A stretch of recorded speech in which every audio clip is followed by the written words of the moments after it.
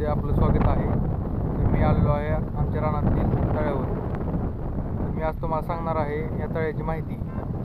तर ह्या तळ्यासाठी 3 लाख रुपये खर्च आलेला आहे व हे तळं करून 1 वर्ष झालेलं आहे. पाहू शकता आम्ही या तळ्यासाठी कोहिनूरचा कागद वापरलेला आहे. तर तुम्ही कोणताही वापरू शकता. मित्रांनो, हे शेततळ खूप खोल आहे व या तळ्याच्या साहाय्याने आम्ही 10 एकर ऊस जपतो, सांभाळतो. 10 एकर ऊस सांभाळतो आम्ही. हे पहा, इथून खाली 10 एकर ऊस आहे.